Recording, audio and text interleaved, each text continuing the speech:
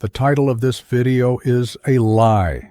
You clicked because you're afraid of the end, but the truth you are about to confront is far more terrifying than death. You think this is going to be a list of sentimental platitudes, the kind of soft, warm advice you read on social media to make yourself feel better about the mediocrity of your daily existence. You are expecting to hear that you should have worked less, loved more, and traveled to Paris. While those things are true, they are the surface-level debris of a much deeper structural catastrophe.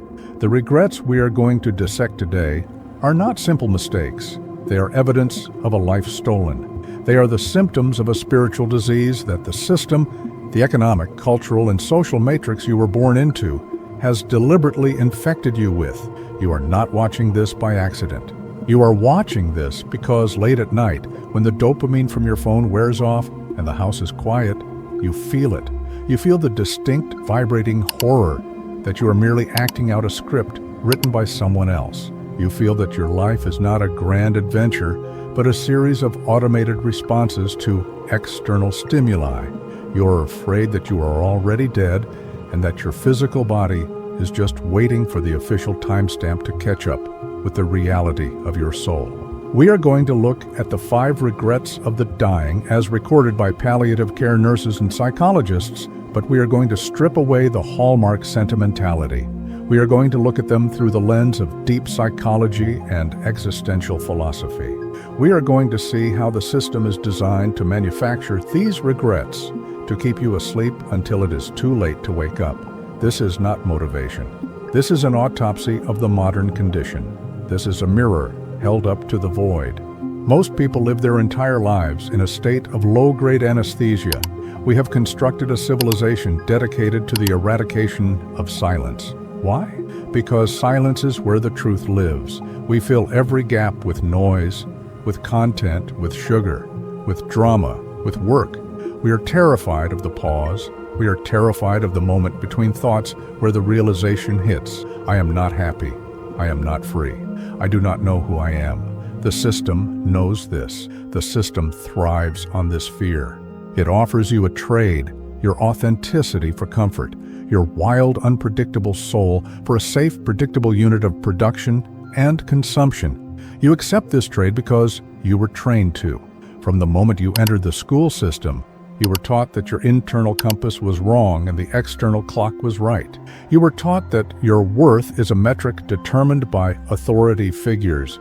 You were taught to suppress your impulses, to defer your gratification, to mortgage your present moment for a future that never arrives.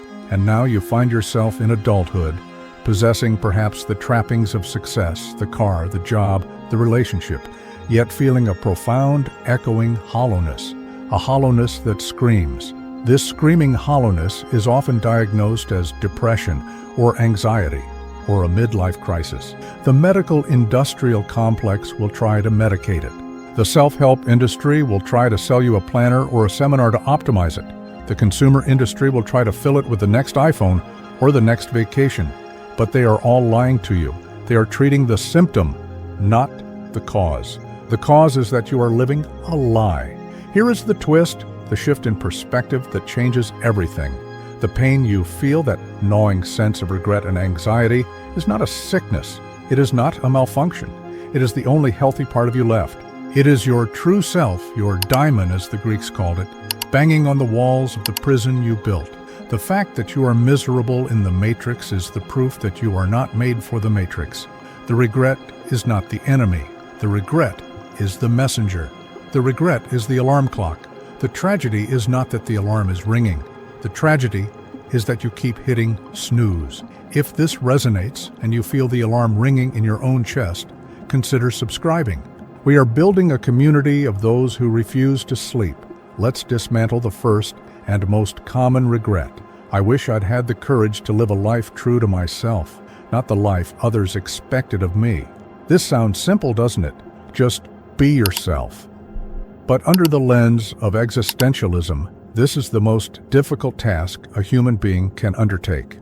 The philosopher Martin Heidegger described the default mode of human existence as falling into das Man, the they, The they is the anonymous collective authority that dictates how one should live.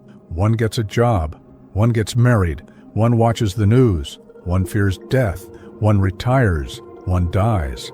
When you live as the they, you are relieved of the burden of choice. You are relieved of the terrifying responsibility of defining your own existence. To live a life true to yourself requires what Heidegger called authenticity, which is not a fluffy feeling of self-love, but a courageous confrontation with your own finitude. It means realizing that you are going to die, and therefore, your time is yours alone. The system is designed to make you forget you are going to die until you are on your deathbed. It sells you the illusion of permanence. It sells you insurance, retirement plans, legacy projects, all designed to make you feel like you will be here forever. Because you think you have time, you postpone your life. You say, I will write that book when I retire. I will tell her I love her when the timing is right. I will quit this soul-sucking job when the economy improves. This postponement is the architecture of regret. You are trading the only reality you have, the now, for a fantasy of a future that is not guaranteed. Nietzsche warned us of this. He spoke of the last man, the human who seeks only comfort and safety, who blinks and says, we have invented happiness, while living a life completely devoid of passion, risk, or greatness.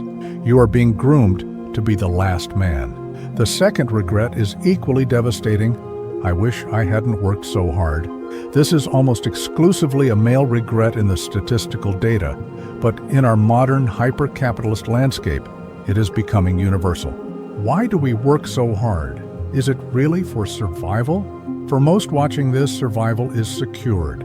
We work to numb ourselves. We work to signal status. We work because the system has equated busyness with worthiness. The philosopher Arthur Schopenhauer viewed life as a pendulum swinging between pain and boredom. When we have nothing, we feel the pain of want. When we have enough, we feel the boredom of existence. To escape the boredom, to escape the void, we invent unnecessary work. We invent complexities. We run on the hedonic treadmill, chasing the next promotion, the next raise, believing that there, at that next milestone, we will finally be enough. But the milestone is a mirage. The system relies on you never feeling enough. If you felt enough, the economy would collapse. If you were content sitting in a room doing nothing, you would be a bad consumer and a bad employee. So, the culture weaponizes your insecurity. It tells you that resting is lazy. It tells you that silence is unproductive. It turns your life into a resume. At the end of your life, looking back, you will see that the hours you spent in the office, the stress you carried over quarterly reports, the years you missed of your children's lives, it was all a sacrifice on the altar of a false god. You were burning your life force to fuel a machine that does not care about you. This leads us to the third regret. I wish I'd had the courage to express my feelings. We live in a culture of repression. We are taught to be professional, to be stoic, to be nice. We swallow our anger, our sadness, our love, and our grief. We maintain a persona, the Jungian mask we wear for society, but the mask eats into the face. The energy required to repress your true emotional state is immense. It drains your vitality. Sigmund Freud understood that repressed emotions do not die. They are buried alive and come back later in uglier ways. They come back as disease. They come back as neurosis. They come back as a bitterness that poisons your old age. You stay silent to keep the peace, but a peace bought at the cost of your truth is a war within the soul. You suppress your dissent at work to keep your paycheck. You suppress your needs in your relationship to avoid conflict. You suppress your art to avoid ridicule. And in the end, you become a stranger to yourself. You realize that the people around you do not know you. They know the character you played. You were an actor who never broke character, even when the curtain was coming down. The regret here is not just about unsaid words. It is about the unlived life that withered inside you because you were too afraid to let it breathe. If you are realizing that you are currently wearing a mask that is suffocating you, consider subscribing. We are here to help you take it off. Let's deepen the metaphor. Imagine your consciousness is a house. The system teaches you to live only in the basement. It fills the basement with screens, with snacks, with soft furniture. It tells you the upper floors are dangerous. It tells you the windows are painted shut. So you stay in the basement, watching shadows on the wall, like the prisoners in Plato's cave. The regrets of the dying are the sounds of footsteps on the upper floors. They are the realization that you owned a mansion, but lived in a cage. The upper floors represent your capacity for deep connection, for philosophical contemplation, for artistic creation, for spiritual ecstasy. But to access them, you have to leave the safety of the basement. You have to walk up the dark stairs of uncertainty. You have to open the windows and let in the blinding light of truth. Most people prefer the basement. It's cozy. It's familiar. Everyone else is there. To leave the basement is to be called crazy. To leave the basement is to be an outcast. But the price of the basement is that you die without ever having seen the sky. The fourth regret: I wish I had stayed in touch with my friends. This is not just about nostalgia. This is about the atomization of the individual. The matrix wants you isolated. An isolated individual is a dependent individual. If you have a strong tribe, a deep community, you don't need the system as much. You rely on each other. But the modern world is designed to sever these bonds. It moves us for jobs. It replaces conversation with text messages. It replaces gathering with following. Epicurus, the ancient Greek philosopher, often potential mistaken for a hedonist, actually taught that the highest pleasure is friendship. He believed that we need very little to be happy: bread, water, and friends. The system complicates this because free happiness is bad for business. It convinces you that you are too busy for friends. It convinces you that relationships are transactions. You network instead of bonding. You have contacts instead of brothers and sisters. In the final days, the resume fades. The bank account number becomes an abstraction. The only thing that retains texture and weight is the hand holding yours. The regret is realizing that you prioritized the abstract over the concrete. You prioritized the network over the human. You allowed the drift to happen because you were too exhausted from the hustle to make the phone call. You let the organic, messy, beautiful web of human connection dissolve, replaced by a digital simulation of connection that offers no warmth. The fifth regret: I wish that I had let myself be happier. This is the most crushing of all. Let myself. It implies that happiness was a choice, a permission slip you refused to sign. The system sells you happiness as a destination. I will be happy when I get the promotion, when I get the house, when I lose 10 pounds. This is the if-then logic of a computer program, not a human life. Happiness, in the Aristotelian sense of eudaimonia, is not a fleeting emotion of pleasure. It is a state of flourishing, of living in accordance with your nature. But you have been conditioned to believe that you don't deserve happiness in the now. You carry a guilt, a heaviness, a Protestant work ethic that says suffering is noble and joy must be earned through exhaustion. You stayed in old patterns and habits because they were comfortable. The familiarity of the hell is often preferred over the unfamiliarity of the heaven. Change is terrifying. To choose happiness often means to choose disruption. It means leaving the safe but miserable marriage. It means quitting the secure but soul-destroying job. It means disappointing your parents to please your soul. Because you feared the fear, you chose the regret. You pretended to be content. You pretended to be satisfied with the script, and the acting job was so convincing that you almost fooled yourself until the end. Now, we must address the false solutions. When you start to feel these regrets bubbling up in your 30s, 40s, or 50s, the system has a trap ready for you. It's called the midlife crisis, but it's really just a surge of consumerism. You feel the void, so you buy a sports car. You feel the lack of love, so you have an affair. You feel the lack of vitality, so you get plastic surgery. These are not solutions. They are stronger doses of the same anesthetic. They are attempts to solve a spiritual problem with material tools. You cannot buy your way out of existential dread. Hedonism, the pursuit of pleasure, is a bottomless pit.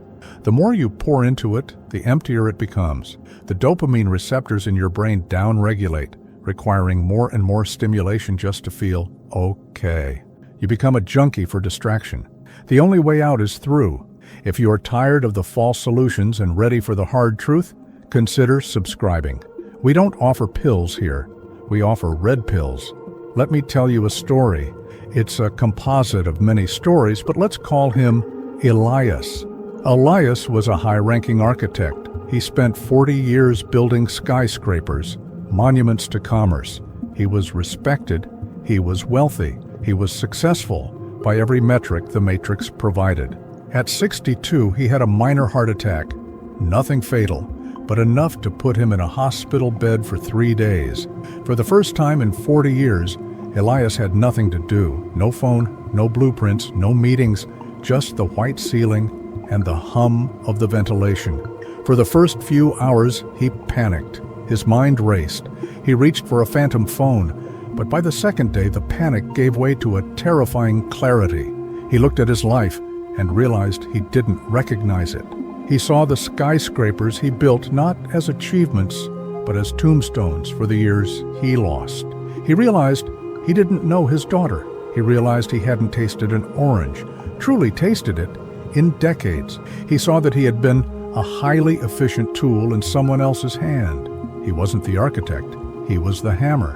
When Elias left the hospital, he didn't go back to work. He didn't buy a Ferrari. He went home, sat in his garden, and watched a beetle crawl across a leaf for an hour. His colleagues thought he had a nervous breakdown. His family was worried.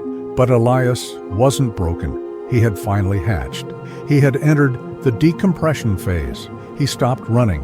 He started dying to the false self so the real self could breathe. He realized that the regret of working too hard wasn't about the hours. It was about the lack of presence in those hours. The transformation you need is not an improvement. It is a death. You must let the good citizen, the hard worker, the nice guy, girl, die. This is the metaphor of the compost. In nature, nothing grows without decay. The leaves must fall and rot to feed the roots of the new spring. You are holding onto dead leaves, dead identities, dead obligations, dead dreams that aren't yours. You are terrified of the rot. You are terrified of the space between who you were and who you are becoming. But you must inhabit the rot. You must inhabit the void. How do you do this? How do you apply this philosophy before you are on your deathbed? 1. Practice. Memento mori, daily. Don't hide from death. Put it on your desk. Remind yourself every morning, I will die. This day is not a rehearsal. This is not morbid. It is the ultimate clarifier. When you view your choices through the lens of your death, the bullshit falls away. The fear of embarrassment vanishes. The fear of failure vanishes. All that remains is what is true. 2. Conduct a regret audit. Look at the 5 regrets. Which one is currently writing itself in the book of your life? Are you working too hard? Are you repressing your feelings? Identify the active wound. Do not judge it. Just observe it. I am currently prioritizing my boss's approval over my mental health. Awareness is the first step of the break. 3. Starve the parasite. The system feeds on your attention. Reclaim it. Create pockets of non-existence in your day. No phone, no input, no output, just sitting. The itch you feel, the desire to grab the phone, that is the addiction leaving the body. Watch it. Do not scratch it. In that space of boredom, your creativity and your true self will eventually speak. It will whisper at first. You have to be quiet enough to hear it. 4. Disappoint people. This is the hardest one. To live true to yourself, you will inevitably disappoint the people who benefited from your compliance. Your parents might be disappointed you didn't become a doctor. Your friends might be disappointed you don't want to get drunk every Friday. Your partner might be disappointed you're changing. Let them be disappointed. Their disappointment is the price of your freedom. You are not responsible for managing their expectations. You are responsible for managing your soul. 5. Embrace the absurd rebellion. Camus taught us that life is meaningless, and that is why it is beautiful. There is no grand scoreboard. There is no final judgment other than your own. This grants you a terrifying license. You are free. You can change the script right now. You can walk out of the job. You can speak the truth. You can dance on the edge of the abyss. The system wants you to take it seriously. Rebellion is laughing at the system while you dismantle it in your own life. The twist we started with, that the problem is actually the transition, brings us to the synthesis. The 5 regrets are not a sentence, they are a map. They are showing you exactly where you have deviated from your path. The pain of the regret is the tension on the rubber band before it snaps you back to reality. You are not too late. As long as you are drawing breath, you have the capacity to burn the script. The too late in the title is only for those who refuse to open their eyes until the monitor flatlines. For you, the watcher, the awakener, it is not too late. It is just meaningless time. The system wants you to feel regret, so you buy a cure. We want you to feel regret, so you burn the prison. Look at your hands. Look at the room you are in. This is it. This is the scene. There is no dress rehearsal. There is no audience. There is only you and the void. Will you fill it with the noise of the Matrix, or will you fill it with the terrifying, beautiful roar of your own authentic life? The choice is yours. But remember, the clock is ticking and it does not negotiate. If this essay helped you see the bars of your cage, consider subscribing and sharing it with someone else who is ready to wake up. We have identified the 5 regrets, the 5 wounds that bleed the modern soul dry. But naming them is not enough. To simply know that you will regret working too hard is like knowing you have a tumor but refusing surgery. We must go deeper. We must understand the machinery that was built to ensure you keep making these mistakes, day after day, until the clock runs out. We must dissect the anatomy of your cage. You might be thinking, I understand the concept, I will just change. But you won't, not yet, because you are underestimating the gravitational pull of the system. The Matrix is not just outside you, in the ads, the laws, the corporate structures. It is inside you. It has colonized your nervous system. It has rewired your dopamine receptors. It has installed a governor in your mind that regulates your behavior through a binary code of fear and comfort. To truly avoid the regrets of the dying, we have to look at the specific psychological and philosophical traps that keep you paralyzed. We have to look at why, even when you know the door is unlocked, you refuse to walk through it. The trap of Chronos versus Kairos. The Greeks had 2 words for time. The system only teaches you 1. The first is Chronos. This is quantitative time. It is the ticking clock on the wall. It is the time of the factory, the schedule, the deadline, the alarm.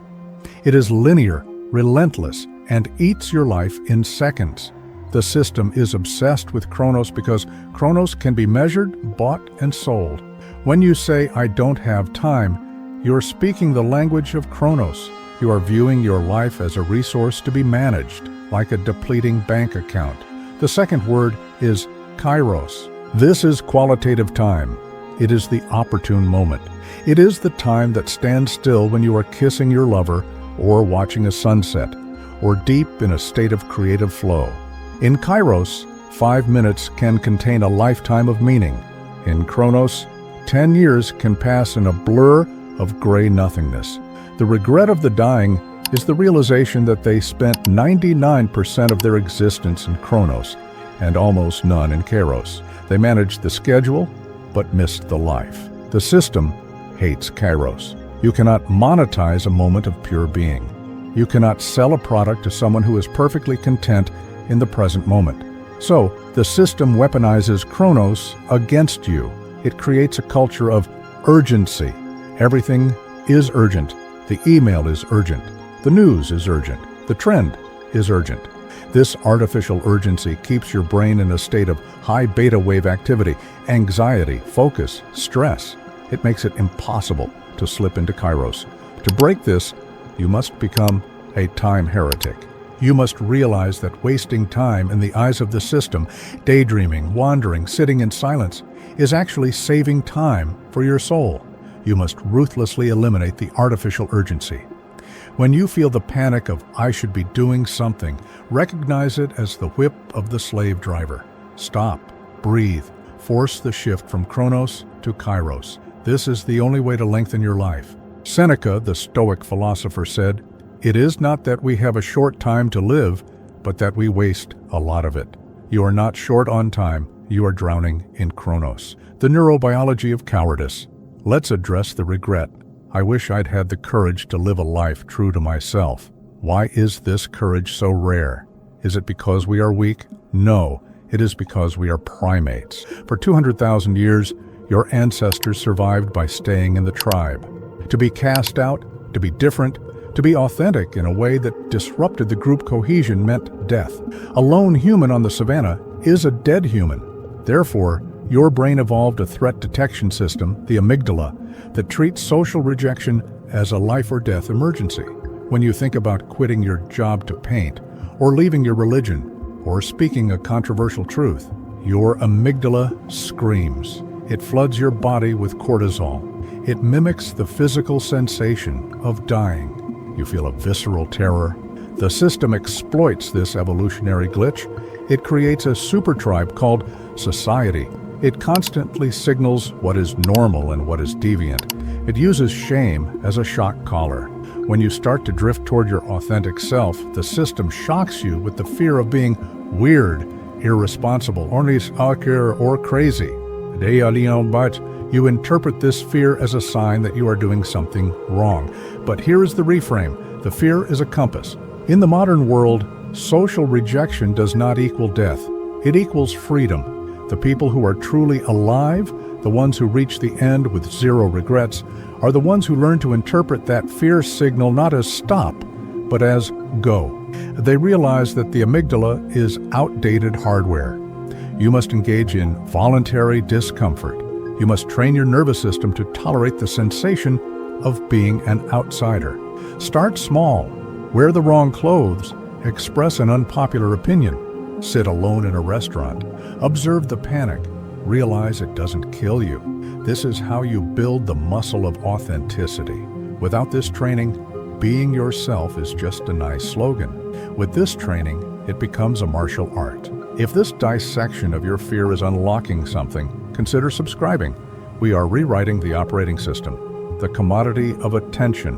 The regret of "I wish I stayed in touch with my friends and I wish I hadn't worked so hard" are both symptoms of the attention economy. Your attention is the most valuable currency on Earth. It is more valuable than gold, than oil, than real estate. Trillion-dollar algorithms are fighting a war for your eyeballs every second of every day. They are designed by the smartest engineers in the world to exploit your psychological vulnerabilities. When you are scrolling, when you are binge-watching, when you are obsessively checking work emails, you are not relaxing or working. You are being harvested. You are the product. The tragedy is that you pay for this product with the time you should have spent with your friends, your children, and your own soul. You are trading the intimacy of human connection for the simulation of digital connection. Jean Baudrillard, the French philosopher, called this the simulacra. We live in a copy of a world. We have replaced the real territory with a map. We prefer the image of the thing to the thing itself. We prefer the text message to the conversation. We prefer the pornography to the lover. We prefer the video game achievement to the real-world struggle. Why? Because the real world is messy. Real friends are annoying sometimes. Real love requires vulnerability. Real work is hard. The simulacra is safe. It is frictionless. It is perfectly designed to give you the hit without the risk. But the simulacra is empty calories. You can consume it for 50 years and starve to death spiritually. The regret of the dying is the realization that they lived in a hologram. They realized that the likes didn't matter, the emails didn't matter, the news cycle didn't matter. To escape this, you must become distinctively analog. You must prioritize the friction of the real. Go to your friend's house, unannounced. Leave your phone in the car. Hug people for 6 seconds longer than is comfortable. Force the interaction into the physical realm. The system dominates the digital. It has very little power in the physical. When you are truly present with another human being, looking into their eyes, the matrix glitches. The algorithm cannot penetrate that space. That space is sacred. The cult of tomorrow. The deepest philosophical error that causes these regrets is the denial of the present. We are raised in a culture of deferred life plan. We are taught that life is a staircase. You suffer in school to get to college. You suffer in college to get a job. You suffer in the entry-level job to get the promotion. You suffer in the career to get to retirement. And then at the top of the stairs, you die. This is the if-then logic I mentioned earlier. If I suffer now, then I will be happy later. This is a theological lie. It is the secular version of purgatory. It convinces you that the present moment is just a waiting room. It makes you view your current experience as preparatory. Alan Watts, the philosopher who bridged Eastern and Western thought, laughed at this. He said, "Life is a musical thing, and you were supposed to sing or to dance while the music was being played." Imagine going to a concert and only caring about the final crashing chord. Imagine reading a book and only caring about the last period. That is how you are living. You are rushing through the music to get to the silence. The regret, "I wish I had let myself be happier," is the realization that the music was playing the whole time, and you were just sitting there, checking your watch, waiting for the good part. The twist, there is no good part coming. This is it. The struggle you are in, the confusion, the coffee you are drinking, the light coming through the window. This is the destination. You have already arrived. When you truly grasp this, the ambition of the ego collapses. The need to become someone vanishes, replaced by the joy of being someone. This doesn't mean you stop doing things. It means you stop doing things in order to get somewhere and start doing things because the doing itself is the reward. You write the book because you love writing, not to be a famous author. You build the business because you love the game, not to be a rich man. This shift from outcome-oriented living to process-oriented living is the antidote to regret. If you love the process, you can never lose. If you only love the outcome, you are already lost. The shadow and the golden bag. Carl Jung famously said, "The gold is in the dark." He was referring to the shadow, the parts of ourselves we repress, deny, and hide. The regrets of the dying are essentially a list of shadow elements that were never integrated. The unlived life, the unspoken feelings, the suppressed creativity. These are all shoved into the shadow bag. We drag this bag behind us our whole lives. It gets heavier and heavier. By the time we reach old age, the bag is so heavy we can barely move. We are exhausted, not by the world, but by the weight of our own unlived potential. The system encourages you to keep the bag closed. It sells you distractions to help you ignore the bag. It tells you that the shadow is dangerous. Now don't be angry. Don't be sad. Don't be too wild. But here is the truth. Your vitality is in the bag. The energy you use to repress your shadow is the same energy you need to live. By repressing your dark side, you also repress your light. You become lukewarm. You become the nice person who is actually dead inside.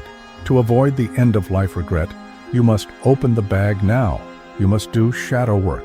This means asking the dangerous questions. What am I pretending not to know? Who do I secretly hate? What do I secretly desire that I am ashamed of? Where am I lying to myself? When you face these things, you don't become a monster. You become whole. You reclaim the energy that was tied up in repression. You become dangerous in the best sense. Unpredictable, powerful, real. A person who has integrated their shadow cannot be controlled by the system because they cannot be shamed. They know who they are. The great unlearning. So, what is the action plan for this second phase of awakening? It is not about learning new habits. It is about unlearning. You have to unlearn the definition of success provided by Wall Street. You have to unlearn the definition of love provided by Hollywood. You have to unlearn the definition of goodness provided by the church or the state. This process is destructive. It feels like you are losing your mind. Good. You are losing the mind that the system gave you. You are making space for your own mind. Friedrich Nietzsche described the three metamorphoses of the spirit. The camel, the spirit that carries the heavy load of thou shalt. It bears the burden of tradition and duty. This is where most people live and die. The the spirit that fights the dragon. The dragon is covered in scales, and on every scale is written, "Thou shalt." The lion roars, "I will." It destroys the old values. It creates freedom. The child, the spirit that creates new values.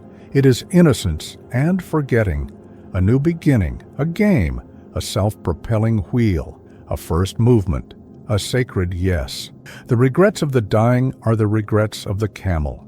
They are the groans of a beast of burden that never became a lion and certainly never became a child. You are watching this because the camel is getting tired. Your knees are shaking. You feel the roar of the lion rising in your throat. Do not swallow it. Let it out. Shatter the shoulds, shatter the expectations, shatter the timeline. The rubble of your old life is the foundation of your new one. In the next part, we will discuss the practical daily protocols for living as a lion. We will talk about how to navigate the relationships, the finances, and the daily terror of freedom without relapsing into the coma. But for now, sit with the discomfort. Let the diagnosis sink in. You are in the cage, but the door is not locked. It never was. If you are ready to walk through, consider subscribing.